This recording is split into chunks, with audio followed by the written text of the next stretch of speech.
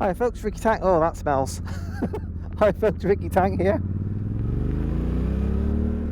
And courtesy of those lovely people at Fraser's of Gloucester, I am out today on the Suzuki V-Strom 800 DE.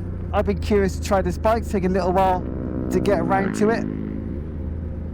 One of the first things I noticed is that it goes around medium speed bends, like 40, 50, 60 mile an hour bends, like a bike without a 21-inch front wheel, more like a 19. It kind of just feels like a tall road bike to some degree, and that's a compliment. We're wearing Dunlop mixed tour tyres, so not exactly off-road bias. I'm sure that helps with the road manners. There's a little sensation of the front wheel kind of leading the bike a little bit when you lean over and turn in, but not much. So if you're looking at this in the showroom and thinking, well, that's not going to be much of a road bike with that front wheel, I think you might be surprised. Another thing I really like about this bike is the low down torque, as we're about to discover.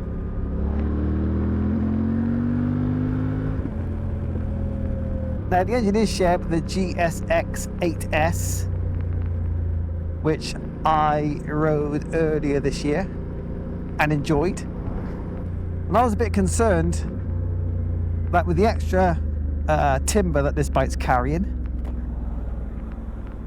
that the engine performance would be dulled somewhat. So I was worried that the extra weight would kind of take the edge off this engine and make it feel a little bit less special, because I think it feels pretty special. Wow. On the GSX 8S. So let's start with low speed behaviour on this bike. The lumps and bumps of Britain's roads are damped quite nicely. On top of that, I'm impressed to see that the suspension at the front is fully adjustable. Compression, rebound and preload. At the back, I'm not 100% sure. I think it's preload and rebound. I think it's 2 out of the 3. But I'm basically purposely aiming for the speed humps just to feel how the bike behaves. And yeah, everything feels a little bit remote. Not in a bad way. The pothole edges going up and down feels smoothed out. That's the nice thing about this big 21-inch front wheel. And I'm in third gear here at 30. Let's try and keep it in third here. 19 miles an hour, 20 miles an hour. Oh yeah, third gear will pull 20 without any complaints. I'll wait here, shall I? Another nice thing, since we're on a off-road style bike, we've got great vision looking ahead, comfortable riding position for the slow speed stuff. I'm very upright. My legs are not cramped in the slightest. Better tell you my dimensions. I'm 5'7", 170 centimeters, with a 32-inch inseam or inside leg. And if I bring the camera down, maybe, I'm still looking forward. You can see perhaps how my legs are bent from the knee, i.e. not very. I can get my toes down with my 32-inch inside leg, so I can get my toes down, fairly comfortably on both sides at the same time on flat ground. The brakes are conventional, non-radial, maybe saving a few pennies there per bike in production, but despite a slightly soft initial pull, there seems to be plenty enough power. They might not have the bragging rights at Starbucks, but they seem to work perfectly well. We'll go a bit faster shortly and we'll see how they perform on the A roads. At these slower speeds, the engine is feeling really smooth. Sounds pretty decent. The clutch take-up. The clutch is nice to engage and to pull away. except the biting point's really quite early, and it's not span adjustable. Front brake lever is, but the clutch isn't, so you have to go in a bit more conventional old school adjustment if you want to try and fix that little issue. Now the bike does have a quick shifter, so you don't always need the clutch. Now this bike has the Suzuki drive mode selector. This gives different levels of throttle response and torque delivery. I'm in mode B. There's basically 3 modes, A, B and C. A is hilarious, C is like the soft, i.e. rain type mode. And I'm finding B, well, even A works quite well, but B kind of works brilliantly really for normal road riding. A certainly has a bit of a kick when you twist the throttle. But if you're tired, it's been a long day on the bike, sometimes you don't want that liveliness in the throttle. So B works well then. Or even C mode if you really actually should be pulling over because you're that tired. Or in sketchy conditions. Look at the state of the road here. So I'm going to find if there's no traffic coming right in front of me, I'll try a couple of potholes. Oh, lovely. Look at this bad boy.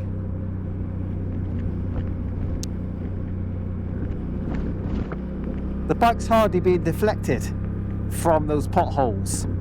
Did get a bit bouncy, but didn't get all scary. And that's why I like these sorts of bikes on the road. The one thing at these speeds is a little bit frustrating, and I'll definitely be coming back to it, is wind noise.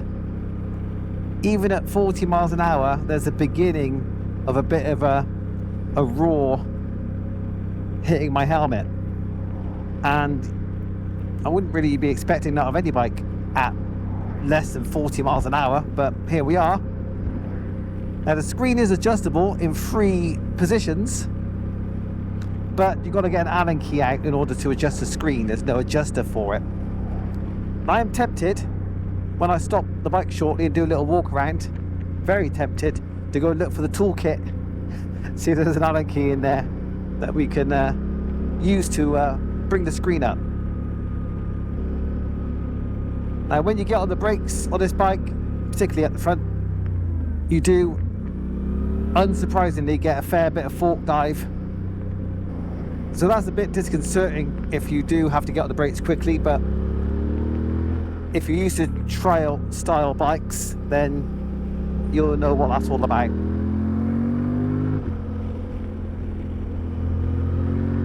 Let's get the speed up a bit.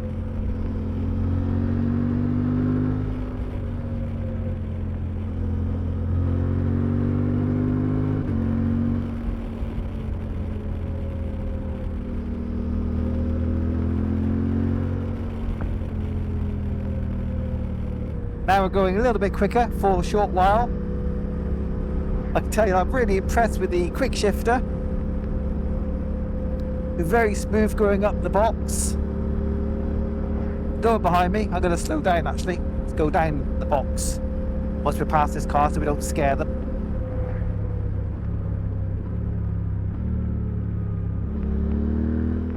Yeah, positive click going down on the auto blipper. But I would say I might want to adjust the gear lever. I had to kind of bring my foot, well, almost level with the peg, the gear peg, and lift it up slightly. Just feels like the gear lever's just one notch too high. I'm sure that could be adjusted. Uh-oh. We got a cow. I think I'm going to try and beat the cow. Beat the cow. So let's take you through some of the specs on this machine. You may already know, 776cc parallel twin, one of those 270 degree cranks now, which gives it a more V-twin type character. The bore and stroke on this machine is 84 millimeters by 70. The compression ratio is 12.8 to 1, which actually I think is quite a healthy compression ratio for a bike that's tuned more for low end power. Whatever they've done, it does it well. And the output is around about 85 horsepower at 8,500 RPM, and the torque is 57 foot-pounds at 6,800 RPM. That's quite high, so it's delivering a fair amount of torque down low for a bike whose peak torque's at nearly 7,000 RPM. Now some other specs, and one thing that's got quite a few people's attention is the curb weight, 230 kilos, which is a fair bit of weight when you're trying to get the bike off the side stand. If you're doing it just with your hands alone, or your arms, it takes quite a bit of effort. So best to get your hip into it a little bit to help push the bike up. Now one thing that does affect the weight of the motorbike really is the fuel capacity, being 20 litres. That's a fair bit of fuel that it's carrying around, but it's carrying it well once you get riding. Afternoon. So big old 21-inch front wheel, 90 by 90. So you can see the conventional caliper there on the front, well, twin discs obviously, no issues with those really. They work perfectly well as far as I'm concerned so far. The discs here, petal shaped, which I thought was kind of more the preserve of Kawasaki, but maybe I just haven't noticed these sorts of discs on Suzuki's recently. So 310mm at the front, floating discs, and a 260mm, that's a decent size rear disc as well, with a kind of single piston caliper at the back. We got a 150/70/17 tyre there. Obviously ABS, the rear ABS is switchable, you can turn that off. Also with gravel mode on the traction control, you can get more flexible traction control, so you can get a little bit leery in the dirt, but it will still kick in if it thinks there's going to be a potential tip off. But it can't work miracles, bear that in mind. Now we've got fully adjustable front forks here with a tension there. Come on, focus. And I can see an adjuster at the bottom. Well done, Suzuki. Fully adjustable on both forks. Engine, not too many cables hanging around, pretty tidy. Although I noticed something similar on the GSX 8S. Some of these sleeves, which I like the look of, they just end in unusual places. I don't quite see the point of not continuing the sleeves here, the protective sleeves. Odd choice. Looks untidy to me, but not a big issue in the grand scheme of things.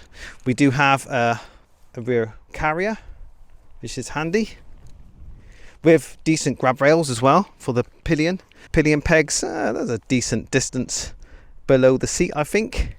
I'm finding the seat very comfortable so far. No complaints there. And although we're on slightly unlevel ground, not the best, what I will do for the benefit of that camera and for you folks is to sit on the bike now so you can see what my standover's like. Make sure my jeans are up there for maximum clearance.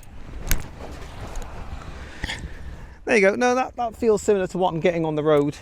If you can see that, my heels are not down on both sides, but my toes are comfortably down on both sides. It's just, as you might be able to see there, the peg, just where I want to put my feet.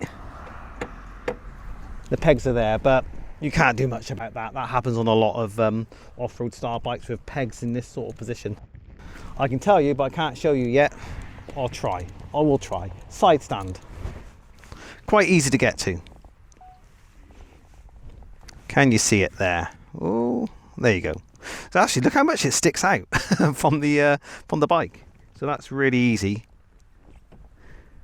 to get hold of. Overall, I'm pretty happy with the styling of the bike. The blue and the plastic, hard wearing, I guess, and probably the kind of stuff you do want if the bike's likely to tip over. But for me, doesn't really gel with the black very well, this blue plastic. But still, for me anyway, not ugly. So yeah, that's a pretty handsome machine. Quick look at the instruments. Mostly, well, pretty much all controlled through here. Let's hold that down, I guess. We'll get into the settings, shall we? No, we don't. We'll hold it up then and see what happens. Yay! There we go. Ride mode. We in focus? We are now. Press the middle button. RPM set. Where are we? Oh, yeah, that's in the right place. There we go. Quick shifter set. Just on or off, I presume. Yeah. Exit. Down. Info. That's not that interesting, I don't think. What's down here? Settings. Brightness. Day-night mode. Units. Date and time. Reset. System info. What we got on the electronics. There you go. There's the electronics. Exit. So one sad thing to note about this is there's no connectivity to a smartphone. There's no app that lets this bike speak to your smartphone. So it would be nice if that was there. It's there on the GSX 1000 GT, but not on this or the GS8 AS.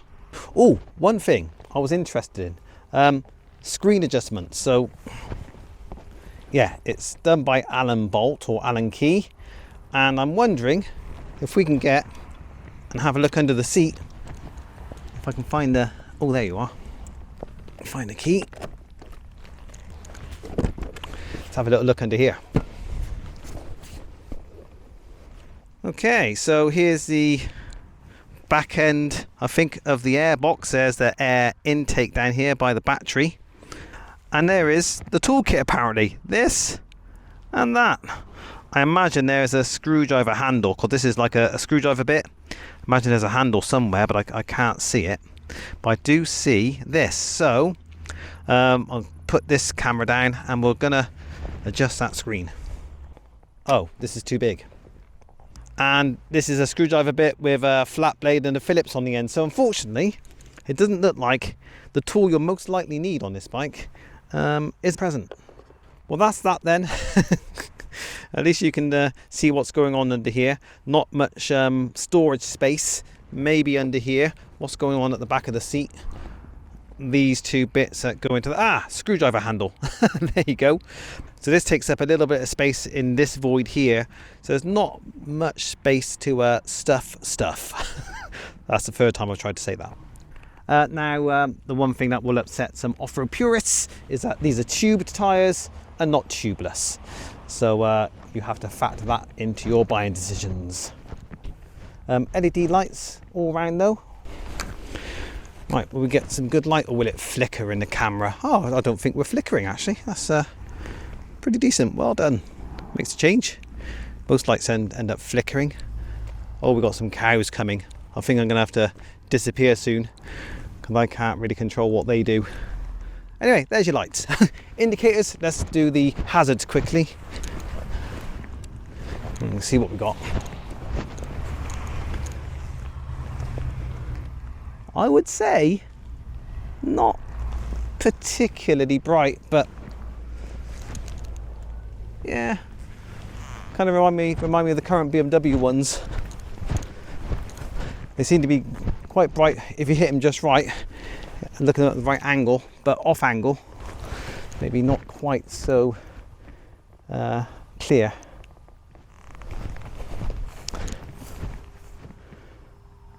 But you can see they're kind of lighting up the glass on the edge of the indicator. Could be worse, but could be better. We need to get back on the road before these cows come, or they are coming, so I need to go. So one thing this bike is not lacking in is throttle response at low speeds. So much so that in second and first gear, you're at risk of a whiskey throttle, where you might accidentally whack the throttle open and it will respond quickly. There is no waiting, especially in A mode on the SDMS, the throttle map. A lot of these so-called cows are actually bulls. They got horns. And big fourth gear, 40 miles an hour. Let's see how long it takes to get to 60. 3, 2, 1. 59 then. So fourth gear at 40, I whacked the throttle and it was a little bit subdued to begin with, didn't respond immediately. Let's try third gear from 40. 40, I said.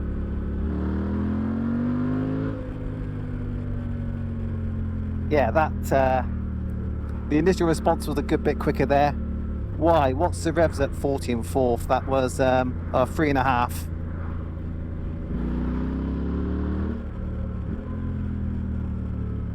And 40 in third, about 4,250.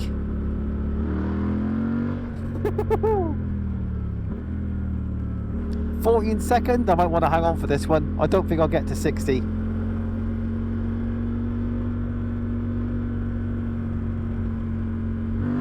Whoa! The front wheel came up ever so slightly, but it did. The strange thing about the wind noise is, well, it is quite loud, but there's not a lot of turbulence. It's not uncomfortable.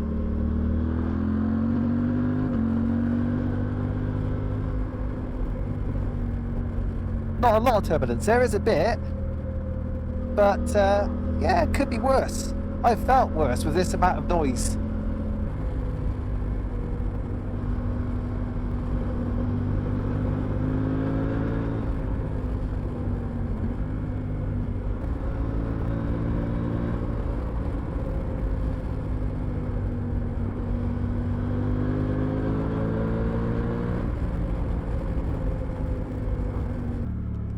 So I've had a little chance to twist the throttle back. The front end does dance about a bit when you're bend swinging at higher speeds. Not unnervingly so, but it's not quite as solid as it feels at slower speeds. The engine, it revs nicely, but you can feel that the power is dropping off towards the top end of the revs. There's not a kick. It seems to be doesn't hang on to the power quite as well as the GSX 8S, from what I recall, from what I remember from riding that bike. But it's keen.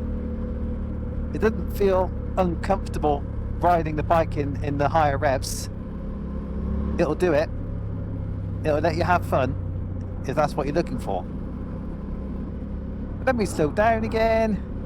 45 miles an hour here. And we're back to relaxing.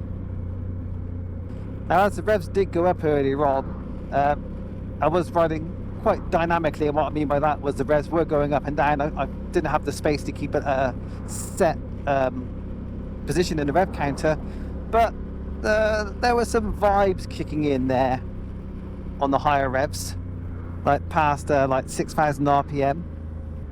In the footrests, a little bit on the lever. I tend to leave my fingers on the lever as a rule, so I'm a bit susceptible to feeling vibes there. So around about 6,000-7,000 RPM, when you're getting on the throttle and accelerating, basically, that's when the foot peg vibes seem to come in a bit. But if you roll back to a kind of a constant throttle, then the foot pegs do get calmer. So I've ridden this bike twice now this week, thanks to Fraser's, after the first ride, or test ride, was a bit aborted due to camera issues. And I can't tell you how much fuel I've put in this bike, but it looks like I've filled the tank up. Certainly not going to get a tank's worth of riding done. Well, I'm averaging, apparently, according to the trip meter, 55 miles per gallon. And at 55 miles per gallon, we're talking a 200 mile range, if not more.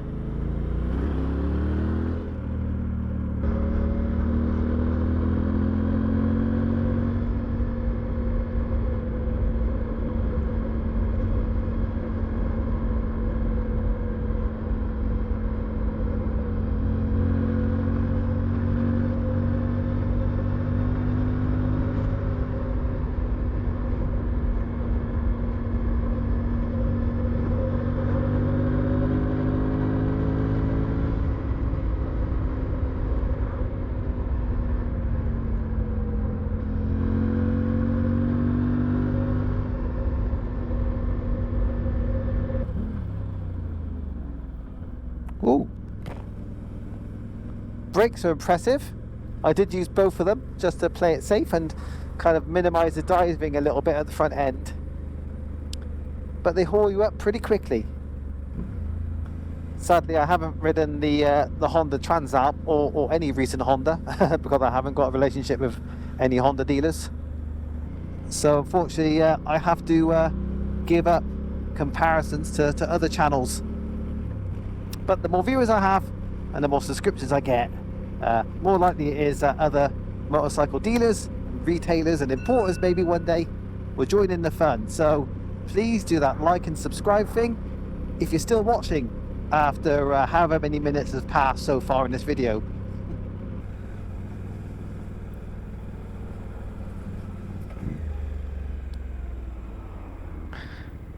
Again, big front wheel means that if you are pushed basically to the side of the road because of traffic conditions and you get into the rubbish bits where the road isn't even and there's a few holes in the tarmac, the bike isn't getting upset by that.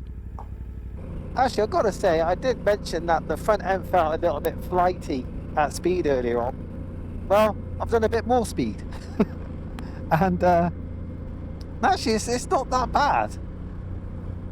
Felt a bit more composed this time, so perhaps it does depend on the road surface, what's underneath you. I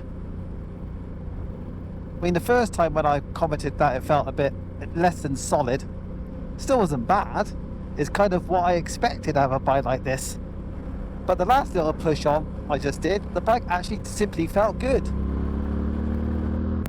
Okay, we've been on a little bit of a higher speed raz there, and I'm walking back even more from my previous statement about the front end. It doesn't feel like a sports tourer, it doesn't feel like a bike with a 17-inch front wheel for sure, but it is impressive for a bike with a 21-inch wheel wearing 50-50, well, probably 70-30 road bias rubber. It at higher speeds, it was good. I cannot tell a lie. I've been on a bike for about, I don't know, getting on for 2 hours now. The seat is very comfortable, I find, for that distance. It's nice and supportive, doesn't squish very much down, but it doesn't feel hard. There's a reasonable amount of space to move around. Might be able to show you, if you'll excuse the cables in view there, but yeah, you can move forward or backwards okay. Can't go any further back because there's a seat hump for the passenger seat, and the passengers looks like they'll be well catered for as well. So you can see at the top there, traction control, SDMS to drive mode, and the ABS. Just press mode there to kind of cycle into those, then you can push up and down. Gotta let the throttle off to do it. Oh, traction control off? I don't think so. Drive mode we kind of talked about, A, B and C, ABS. Now, funny thing is I can't adjust it. Maybe I have to be at a standstill. So you got there and off.